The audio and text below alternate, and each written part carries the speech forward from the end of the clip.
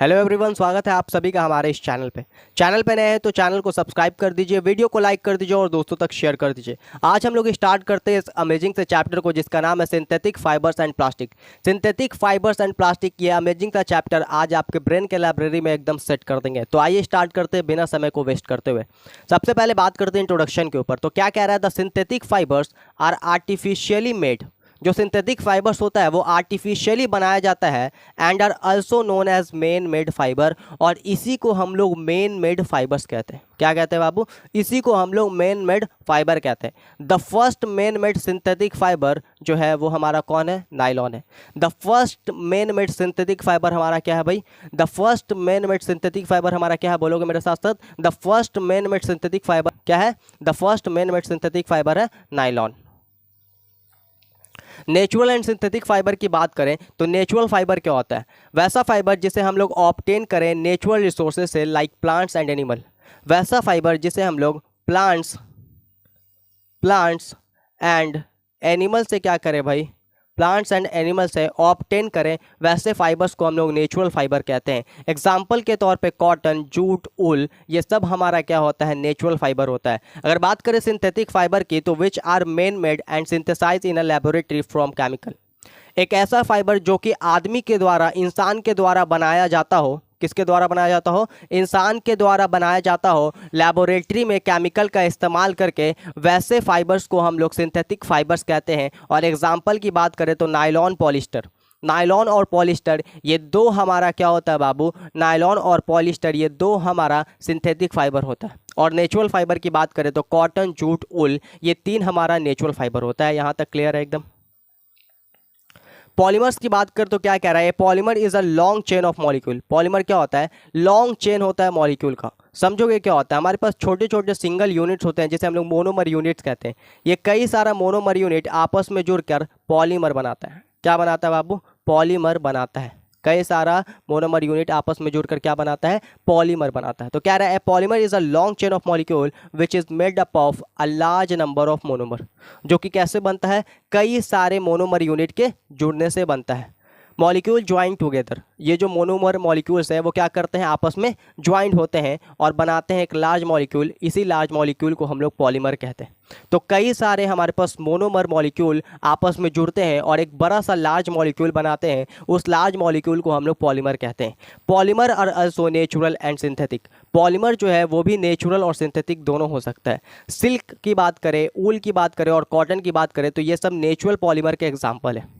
Silk, ऊल, cotton, ये सब हमारा क्या होता है? नेचुरल पॉलीमर होता है। और अगर सेलुलोज की बात करें तो सेलुलोज भी हमारा नेचुरल पॉलीमर है। सेलुलोज भी क्या है हमारा? सेलुलोज भी हमारा भाई नेचुरल पॉलीमर है, occurring in the wall of plant cell. और ये कहाँ देखने को मिलता है? प्लांट सेल के वॉल में देखने को मिलता है। जब हम लोग सेल चैप्टर पढ़ रहे थे तो सेल चैप्टर में हमने पढ़ाया था कि सेल मेम्ब्रेन के बाहर क्या होता है? सेल वॉल होता है। ये जो सेल वॉल है ये बना होता है सेलुलोज का। किसका बना होता है? सेलुलोज का, जो कि एक नेचुरल पॉलीमर है। उसके अलावा बात करें नायलॉन की, पॉलिस्टर की और प्लास्टिक की तो ये सब हमारा सिंथेटिक फाइबर होता है। नायलॉन, पॉलिस्टर और उसके अलावा प्लास्टिक, ये सब हमारा क्या होता है? सिंथेटिक फाइबर होता है। यहाँ तक क्लियर है? अब बात करते हैं होमोपॉलीमर। होमो का मतलब होता है सेम, यानी कि यहाँ पे जो मोनोमर यूनिट होंगे वो सेम होंगे या सिमिलर होंगे। समझ में आया बात? तो कह रहा है polymer made up of same repeating unit. वैसा पॉलीमर जो कि सेम रिपीटिंग यूनिट से बना हो उसी को हम लोग क्या कहते हैं? होमोपॉलीमर कहते हैं। क्या कहते हैं बाबू? होमोपॉलीमर कहते हैं। एग्जाम्पल के लिए polythene, polypropylene, polyvinyl chloride and Teflon, ये सब हमारा होमोपॉलीमर का एग्जाम्पल है। कोपॉलीमर की अगर बात करें तो कह रहा copolymers are the polymer obtain from two or more different monomer unit. यहाँ पे क्या होता है? दो या उससे ज़्यादा अलग अलग मोनोमर यूनिट आपस में जुड़ते हैं और एक पॉलीमर बनाते हैं। उस पॉलीमर को हम लोग क्या कहते हैं? कोपॉलीमर, या फिर उसे हम लोग हेट्रोपॉलीमर भी कह सकते हैं। हेट्रो का मतलब ही होता है क्या? डिफरेंट। हेट्रो का मतलब क्या होता है? डिफरेंट। एग्जाम्पल की बात करें तो nylon, polyester, bakelite, melamine, styrene, butadiene, rubber etcetera, ये सब हमारा कोपॉलीमर है। ये सब क्या है मेरा? ये सब हमारा कोपॉलीमर है। और होमोपॉलीमर कौन कौन होता है? पॉलीथीन, पॉलीप्रोपाइलीन, पॉलीविनाइल क्लोराइड और टेफ्लॉन, ये सब हमारा होमोपॉलीमर होता है। अब कैरेक्टरिस्टिक ऑफ सिंथेटिक फाइबर, एक सिंथेटिक फाइबर का क्या क्या कैरेक्टर होता है? तो सबसे पहला बात कि ये कैसा होता है भाई? स्ट्रांग होता है। दे आर स्ट्रांग, ये मजबूत होते हैं। दे रिक्वायर लिटिल केयर, यहाँ पे हमको लिटिल केयर की रिक्वायरमेंट होती है and are easy to maintain, और इसे मेंटेन करना भी क्या होता है बाबू, आसान होता है। लिटिल केयर की जरूरत होती है और इसे मेंटेन करना भी क्या होता है, आसान होता है। They are resistant to moth and insect, इसे मौत और इंसेक्ट से क्या होता है, रेसिस्टेंट होता है। मौत और इंसेक्ट इसका कुछ खराब नहीं कर सकते हैं। अब कह रहा है कि दे do not absorb water so they dry quickly, ये वाटर को एब्जॉर्ब नहीं करता है, इस वजह से ये आसानी से सूख सकता है। दे can B died in different colour, और इसे हम लोग अलग अलग कलर में डाई कर सकते हैं। दे आर रिंकल रेसिस्टेंट, इसमें रिंकल नहीं आती, इसमें झुर्रियाँ नहीं आती है। They are cheaper than natural fibre, और ये नेचुरल फाइबर के कंपेयर सस्ता होता है। यहाँ पे स्ट्रेंथ की बात करें तो जो हमारे पास सिंथेटिक फाइबर होता है उसका स्ट्रेंथ ज़्यादा होता है, उसका जो टेंसाइल स्ट्रेंथ होता है, उसमें जो मजबूती है वो क्या करता है, नेचुरल फाइबर के कंपेयर में ज़्यादा मजबूत होता है। समझे आप बात, ज़्यादा स्ट्रेंथ होता है हमारे पास सिंथेटिक फाइबर में। इसी को हम लोग क्या कहते हैं, टेंसाइल स्ट्रेंथ कहते हैं। इसी को क्या कहते हैं बाबू, इसी को हम लोग टेंसाइल स्ट्रेंथ कहते हैं। अब बात करते हैं सम कॉमन सिंथेटिक फाइबर के ऊपर, तो हमारे पास सबसे पहला है नायलॉन। नायलॉन की अगर बात करें तो कह रहा nylon is a polymer which was developed after World War to.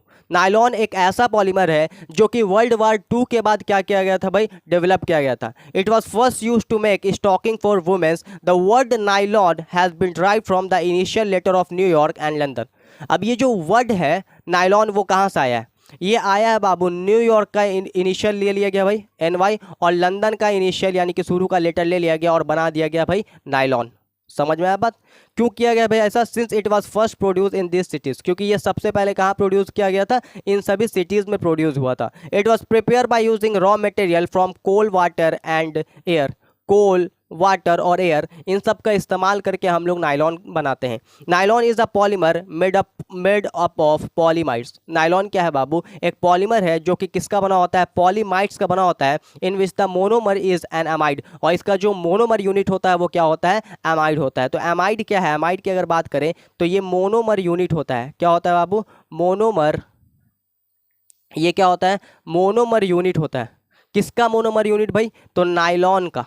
किसका, नायलॉन का। अगर आपसे पूछेगा मोनोमर यूनिट क्या होता है तो हमारा अमाइड होता है। कई सारे अमाइड के जुड़ने से पॉलीमाइड बनता है, और वो पॉली अमाइड ही क्या कहलाता है, नायलॉन कहलाता है। तो बात करते हैं प्रॉपर्टीज के ऊपर, तो कह रहे it is one of the strongest most elastic and light weight material. ये कैसा होता है, स्ट्रॉन्गेस्ट तो होता है, साथ ही साथ इलास्टिक भी होता है और लाइट वेट होता है, यानी हल्का मटेरियल होता है। It remains stable and strong when wet, इसे हम लोग गीला भी कर देंगे तो भी ये क्या होगा, स्टेबल रहेगा। It absorb very little water, और ये पानी को बहुत कम मात्रा में ही एब्जॉर्ब करता है। It is not attack by bacteria और फंगस, बैक्टीरिया और फंगस इसके ऊपर अटैक नहीं कर सकते। It does not get wrinkle, और इसमें झुर्रियाँ जो है नहीं आती हैं।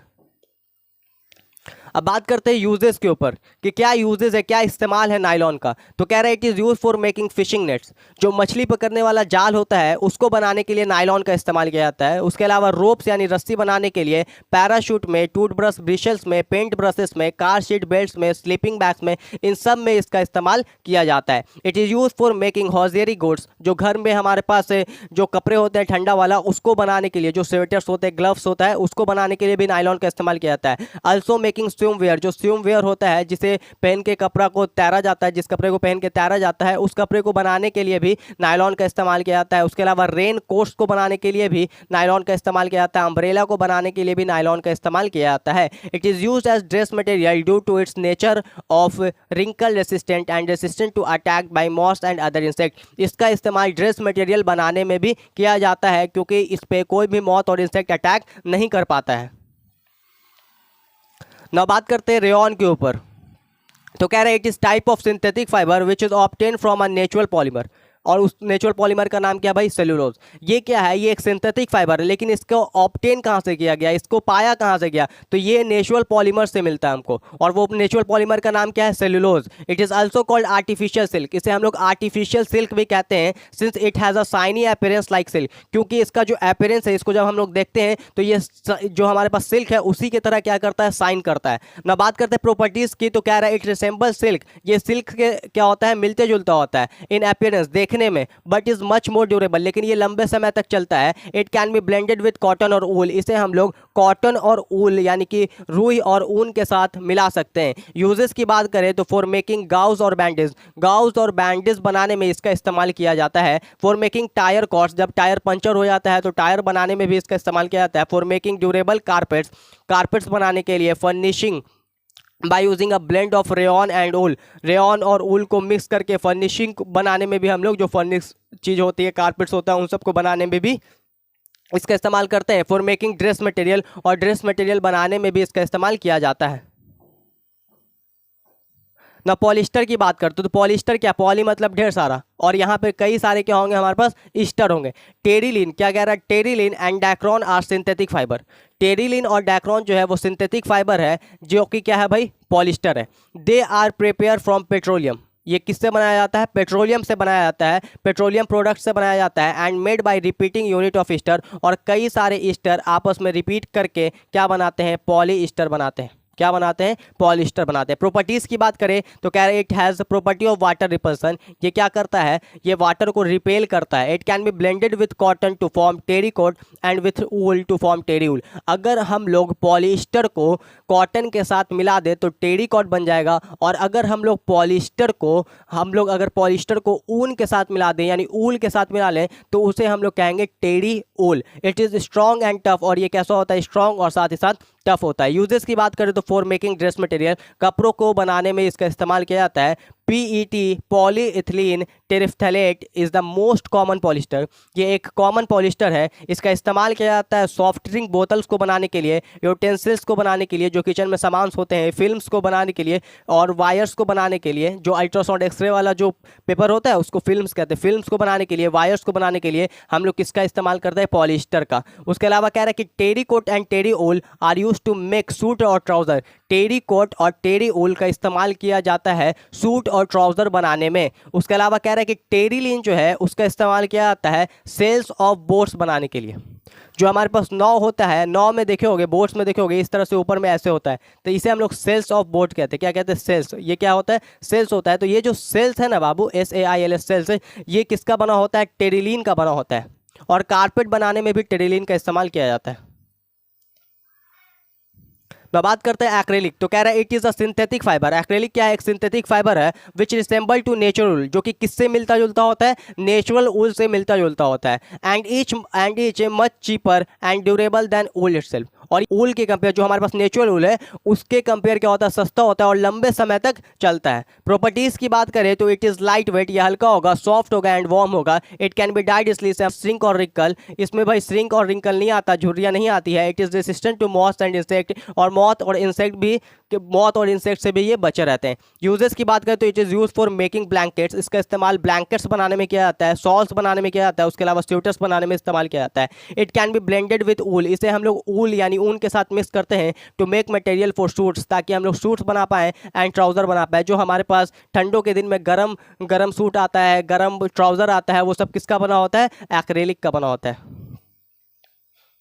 Disadvantage of synthetic fibre, synthetic fibre का डिसएडवांटेज क्या है, तो कह रहा है they are not comfortable in summer, summer में ये कंफर्टेबल नहीं होता क्योंकि ये गर्मी करता है। Since they do not absorb sweat, क्योंकि ये पसीने को एब्जॉर्ब नहीं कर पाता है। They are highly inflammable, that is they catch fire easily, ये आसानी से आग पकड़ लेता है। दे आर नॉट बायोडिग्रेडेबल, और ये बायोडिग्रेडेबल नहीं है। बायोडिग्रेडेबल कहने का मतलब कि ये आसानी से ब्रेक डाउन नहीं होता है। They are not decompose by bacteria and fungi, ये नेचुरली बैक्टीरिया और फंजाई के माध्यम से डिकम्पोज या ब्रेक डाउन नहीं हो पाता है। दे में काउज स्किन प्रॉब्लम, ये स्किन प्रॉब्लम भी करता है, लाइक रैसेस और एलर्जीज और रैसेस करवा सकता है।